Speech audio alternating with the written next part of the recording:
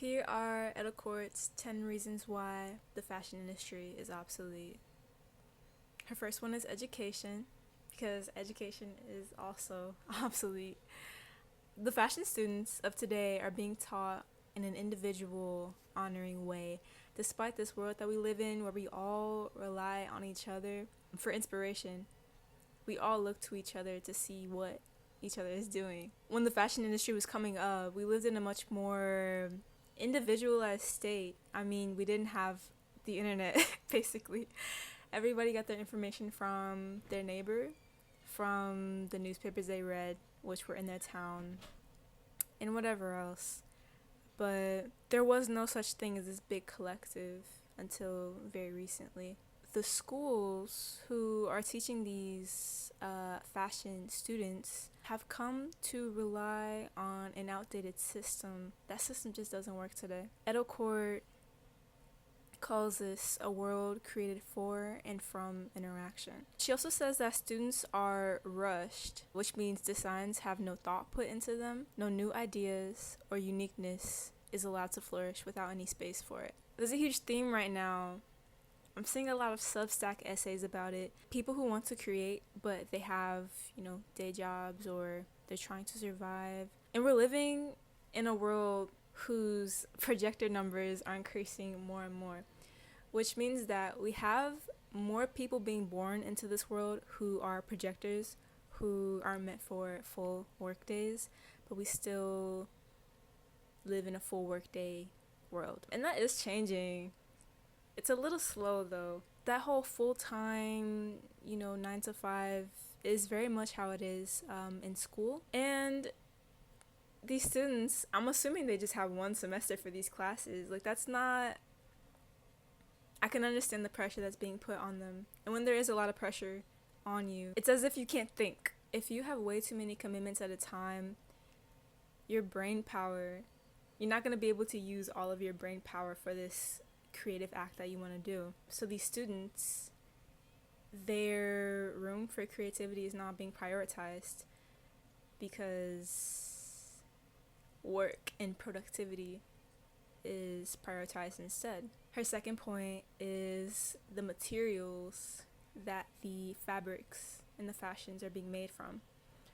Students don't know how fabric works, so their work suffers. Students don't know that the way that the threads weave together to make a fabric affects how it falls. You can have something looking really janky, really stand outish, really just not uniform at all, if you don't pay attention to the way that the fabric falls, or if you don't pay attention to how it feels or how it works with other fabrics. The entire construction is gonna suffer because it's a holistic art. When you look at fashion, you're looking at the entire person's body along with the clothes that are on it. That alone means that no details are missed. Even if somebody isn't face to garment picking apart the stitches, they're gonna be able to tell based on the entire construction whether thought and creativity and time was put into this work or not. Also, students are buying their fabric online, so they lose this sense that they need, this innate, instinctive, intuitive sense that they need in order to see how fabrics are going to be put together, how they're going to feel together, even how they look. Because when you buy shit online, it looks very different from how it comes in person. They're removed from this true experience of being with the material before planning with it. How can you make plans to use a material if you're not even there, if you haven't even experienced what it feels like? It just doesn't work. They're being understimulated by losing a sense, by losing the opportunity to interact with the materials that you use. You're literally understimulated. You're literally losing a sense that is very important when it comes to making fashion. It's gonna be on your skin, on your body. You wanna be able to walk around with that shit without itching and scratching or feeling like you're wearing paper, or you wanna feel how heavy it is, how light, all that stuff. So her third point is manufacturing. As we all know, and as I lament over time and time again, the 70s was the start of the downfall of fabric quality and clothes. The 70s was the last time nothing was made of polyester. Everything was wool, linen, cotton, silk, real shit. Now it's hard to find that unless you go thrifting, unless you go to a vintage store, unless you go to an estate sale, or unless you fucking make the thing yourself, unless you buy the fabric or knit the sweater by yourself. You're not gonna find good quality fabrics just at the store. It's always a blend of something too, which is really annoying. But yeah, clothes are cheap and single use. Shein. So now, what's the point of fashion if it's not being savored? If everybody's so accustomed to buying clothes and then throwing them away? If people are so accustomed to buying clothes that only last 5 wears and then they start tearing apart, and then the people who are wearing them, most people don't know or don't care to pull out a sewing kit and sew the holes in their clothes back together. Most people don't know and don't care to do that, so they're gonna just throw that shit away. So why would anybody pay attention to what other people are wearing if it's so cemented in our minds that it's trash? Her 4th point is the current designers of today. Basically she says they've given up on innovation, that they've unanimously declared that newness is a thing of the past, use vintage clothing for ideas, and others are making clothes for specific types of people rather than creating new concepts. So once again, the fashion industry today, as it's booming, it doesn't boom through innovation. It booms through catering to whatever type of person is living today, which is so unimaginative. Like, it's stagnant. It's a stagnant industry. I think it's a bad idea, like, anytime, to cater to any type of person that's living today. None of us like the world as it is today. And I feel like we should always be thinking about tomorrow. We should always be thinking about whatever better world we want to see. We should always be idealizing and dreaming. To cater to the person of today is lazy, unimaginative, boring, and stagnant. And the whole vintage clothing thing too, I do notice that, like I said earlier, the only way to find a quality piece of clothing is to look for vintage clothes. Because if you're looking for a new shirt or pants or shoes today, and it's like 100% wool or cotton or linen or whatever, it's probably gonna be like way too expensive. Just like stupidly expensive, because that shit actually does cost more to produce now, because everybody's used to producing plastic right now. So it's like they have to go out of their way to use natural fibers, which is so stupid. And it's like we're living in a fake world. Climate change makes natural resources very expensive because of how we are treating the planet.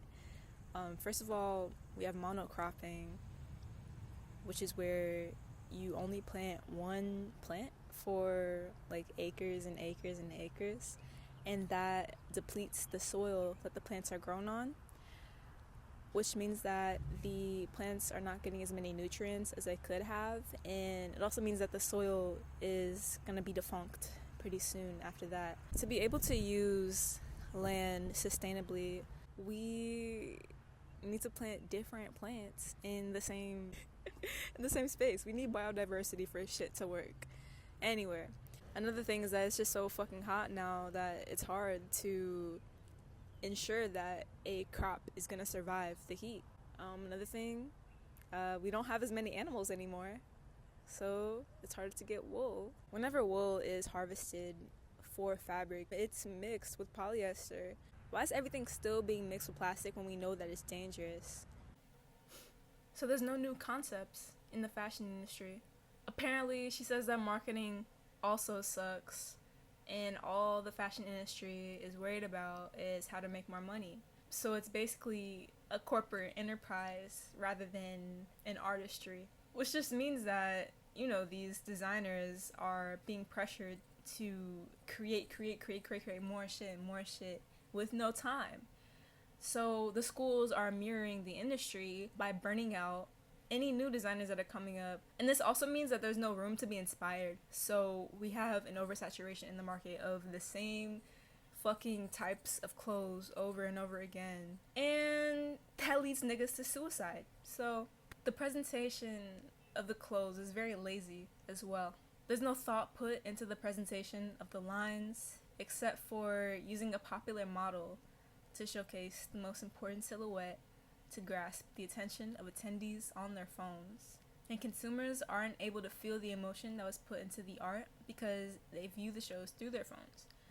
So we have these fashion shows, and I've never been to a fashion show before. I've only seen pictures of them. I mean, I can imagine it's just like sitting and watching people walk around. It sounds pretty boring, especially if the designs are not innovative. And it's funny that she points out that people will use a popular model to get their attention. A lot of movies now, there's no show and tell. It's just tell and tell because they know that whoever is like watching the movie is gonna be on their phone. So they wanna like talk in the background basically so that the people don't have to watch the movie.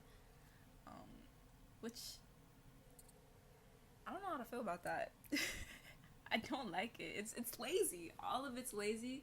It's because we live in this productive society. We feel like we're always having to do something in order for our life to have value. We can never not be doing anything. We choose to find solace in our phones because when we're scrolling, it's like, oh, I'm moving my hand and I'm like watching things, so like I'm doing something. But whatever we're looking at on our phones is bullshit. You're at a fashion show, you're on your phone, you're not real. You're watching a movie, you're on your phone, turn it off. Turn the movie off or put your phone down. If you are never paying attention to what's around you, you will never feel real. And once again, when the consumers of the fashion industry watch these videos of the runway, it's a removed experience. It's like you can't see the fabric, you can't see how it falls on the model, there's pixels. It's on your phone and then you turn off your phone. You're not in the room with the energy around you. If you're not in the room with the energy, you can't feel the love that was put into it, if there was any. Her 7th point is the advertising. She basically just says that it all looks the same. All the models look depressed, skinny, and lazy, and burnt out, as if that's what's beautiful right now. There's no English language arts being put into these advertisements. It's only pictures. So it's a 2D experience. Sure, you can have, rollouts of like a tea, a food, a makeup that goes with your clothes, which is also lazy. It's just like, oh, people are gonna buy this bullshit. But there's no story. We have the same pictures over and over again. We have no story, no poem, no essay about why you made these. It's lacking in feeling. Her 8th point is about bloggers and the press who cover the fashion industry. Journalists now, they are not educated. And she's talking about BuzzFeed, by the way. I know she's mainly talking about BuzzFeed. Like, that is the model for the uneducated journalist who's focused on likes. I'm sure there's other publications, but BuzzFeed is the main example that comes to mind. These journalists who write these articles, their jobs are dependent on how many likes they get, and so they want to use clickbaity shit. They want to talk about bullshit, whatever. The journalists, they don't know shit about fashion. There's no real criticism. There's nothing to be learned from any press that covers fashion except from independent bloggers who are actually passionate about fashion. And she just says that hopefully these independent bloggers will put more pressure on the official journalist avenues to educate their journalists more, or to put better quality work out into the world. I don't think that's the case though. I think that those avenues are just gonna dissolve. They're just gonna turn into nothingness. Because they are also corporate enterprises, and those, companies who are in charge of these like journalists who depend on these likes for their articles aren't going to listen to this cry for individuality and passion. Maybe there will be a few here and there, but most of them won't. So it'll all fall on the indie blogger.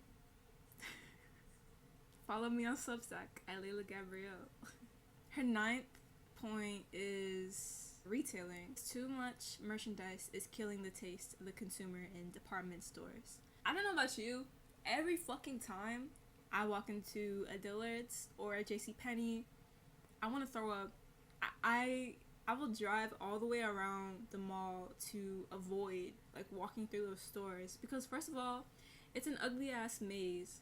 Second of all, it's just like so much bullshit in there that nobody wants to buy. I could see, maybe somebody from 2010 walking in there, getting their prom dress, whatever, being cute. But now it's literally a bunch of bullshit, and especially because I know that everything is made of plastic in there, and just like the fluorescent lighting, and I just hate how big it is too. I hate a big ass store. Like, I hate Walmart. I hate walking through that shit and like listening to the music. Overall, it's a very disgusting experience. And honestly, like, I avoid any big name retailer because they're all the same. I hate just buying random shit too. So, Her last point, the 10th point, is the consumers. We're moving away from reliance on the fashion industry and towards DIY communal fashion. People want to design their characters like a video game. The economy of clothes will take over from the turnover of fashion. Clothes are the new money, but we can make our own money, which sounds a lot like Bitcoin and those other things. So those are the coins. It's like people can make their own money now. And that translates to fashion as well. I don't know if I see people like bartering with their clothes. I know I share my clothes with my friends. I know I make my own clothes sometimes. But that is a really interesting point. I know there's a lot of like pop-up shops too with like vintage clothes. I haven't seen a lot of the communal part of that, but this woman, Lidewij Edelkoort, her job title is trend forecaster for the fashion industry, so it'll be really exciting to see where that goes. Once again, this was Lidewij Edelkoort's 10 reasons why the fashion system is obsolete. And if you like this video, check out my Substack, check out my Tumblr blog too, it's pretty cool.